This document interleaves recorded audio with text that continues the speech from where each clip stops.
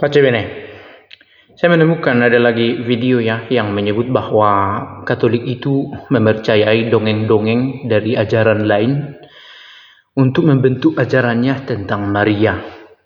Maria sebagai Bunda Allah, Maria sebagai perawan, entah sebelum dia melahirkan atau setelah dia melahirkan. Maria dikandung tanpa noda dosa, Maria itu diangkat ke kemuliaan surgawi. Itu dogma-dogma di gereja Katolik.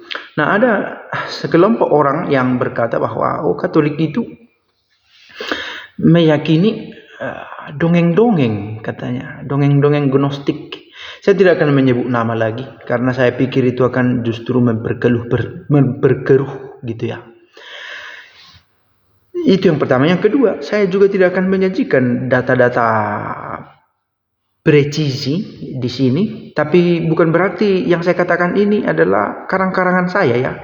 Bagi yang benar-benar tertarik, bisa nanti saya berikan referensi, entah jurnal, entah buku tentang ini. Nah, apa yang saya mau katakan? Terlepas dari Maria, ini soal punto di vista ya, point of view, sudut pandang. Ketika seorang Kristen berkata bahwa Yesus itu adalah Allah, itu adalah dongeng bagi orang yang tidak mempercayainya. Terlepas sekali lagi soal Maria kita simpan dulu, dan ajaran-ajaran gereja Katolik tentang dia. Yesus sebagai putra Allah dikandung tanpa hubungan seksual yang dialami oleh Maria dan Joseph, datang dari Roh Kudus, dilahirkan, tidak diciptakan sebelum segala zaman, katanya. Itu bagi orang yang tidak percaya, itu adalah dongeng. Itu adalah dongeng. Katakanlah dari sudut pandang seorang ateis terhadap Kristen, seorang Muslim terhadap Kristen, isinya akan sekitar itu. Mereka tidak akan mengambil pusing tentang ajaran-ajaran tentang Kristologi dan Trinitas. Nah, kebetulan yang sedang berdebat ini adalah antara Protestan dengan Katolik. Tidak mungkin Protestan mengangkat isu soal Trinitas dan Kristologi. Apakah Kristologi itu juga banyak dipengaruhi oleh konsep filosofis yang tidak ada hubungannya dengan tradisi kekristenan? Ada. Justinus Martir terlibat dalam hal ini, bertanggung jawab dalam hal ini. Tertullianus juga bertanggung jawab dalam hal ini. Apakah dalam Trinitas ada pengaruh dari ajaran-ajaran pagan sebelumnya? Ada. Dari mitologi Yunani ada. Gitu ya. Jadi supaya sekali lagi kita tidak terjebak dalam parsialitas berpikir. Apa maksudnya? Maksudnya ini, saya selalu usahakan dalam bahasa sederhana, meski pakai istilah-istilah. Parsialitas itu kesebagian gitu ya. Kesebagianan. Ketika bicara soal Trinitas dan Kristologi, kamu tidak menyinggung aspek mitologis yang ada di sana. Tetapi ketika berbicara tentang Maria, kamu ungkit-ungkit bahwa ada pengaruh dari ajaran di luar gereja yang dipakai untuk membentuk ajaran itu. Kalau mau konsisten, Trinitas, Kristologi, Mariologi, dan konsep-konsep ilmu lain, liturgi, itu dipengaruhi oleh ajaran-ajaran yang sudah ada sebelumnya. Gitu ya. Dan seorang Kristen tidak perlu juga begitu resisten, tiba-tiba membela diri ketika ada berkata, ajaran kalian itu dipengaruhi oleh ajaran-ajaran pagan yang sudah ada. Gak usah resisten dengan mengatakan, tidak benar. Ada aspek itu. Karena menjadi Kristen bukan terutama soal konsep-konsep teoritis ini, tetapi way of life gitu ya. Bagaimana diberi nilai pada teori-teori ini. Itu dia. Nah, agama lain juga yang bersifat tradisional juga memuat ajaran-ajaran yang berangkat akarnya dari mitologi-mitologi yang sudah ada atau agama-agama yang sudah ada sebelumnya. Jadi ini yang saya beri adalah pendahuluan ya, mind map supaya tidak terpecah cara berpikirnya gitu ya. Jadi kepada teman-teman yang mempersoalkan Mariologinya Katolik, tegirinya kebetulan ajaran gereja Katolik ini lebih kompleks dari ajaranmu. Tapi bukan berarti ajaranmu itu luput dari isu yang kamu angkat sendiri. Misalnya bahwa ada di sana pengaruh dari ajaran pagan. Soal kelahiran konsep Allah yang menjelma menjadi manusia, itu juga ada dalam Gnostisisme Valentiniano.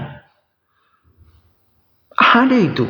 Jadi ketika dikatakan Maria itu dipengaruhi, ajaran Katolik tentang Maria itu dipengaruhi oleh ajaran Gnostik, itu tidak ada persoalan. Sekarang yang kita imani adalah tentang Allah yang menjadi manusia dan tinggal di antara kita. Meski setiap pernyataan itu harus diuji lagi, gitu ya. Karena orang yang anti akan berusaha mengumpulkan data-data yang relevan untuk dia, gitu.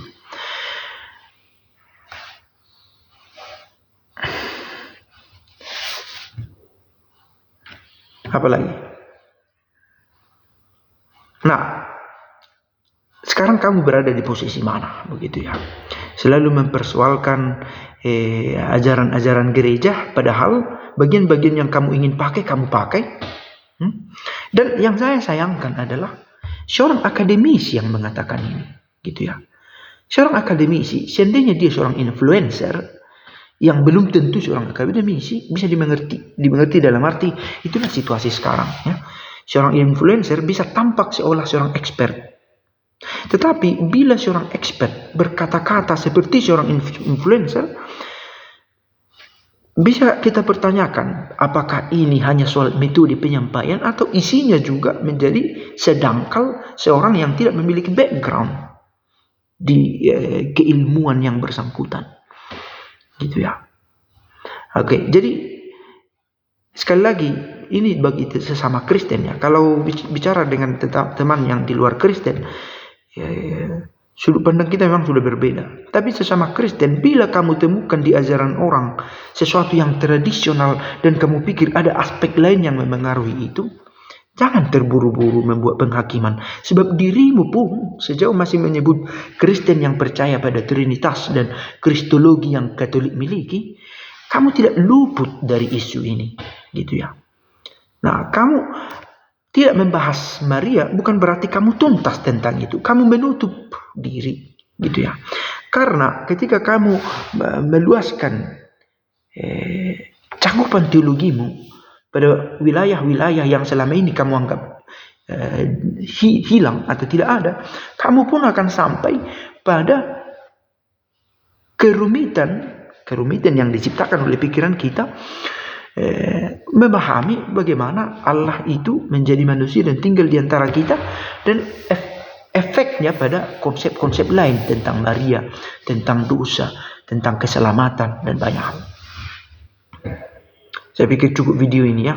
Sekali lagi, yang saya katakan ini meski tidak saya sertai dengan catatan kaki dan data-data presisi, tepat, punktual, bukan berarti karangan-karangan. Sekali lagi, ada buku-buku yang saya sudah baca, saya sudah kumpulkan, tetapi tidak saya sajikan di sini karena ini bukan forum ilmiah, tapi sebuah alat komunikasi untuk kita.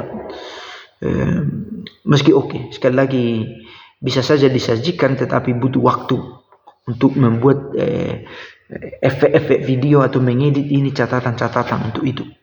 Tapi saya hanya mau membuat summary yang bisa dinikmati secara lebih luas. Ciao.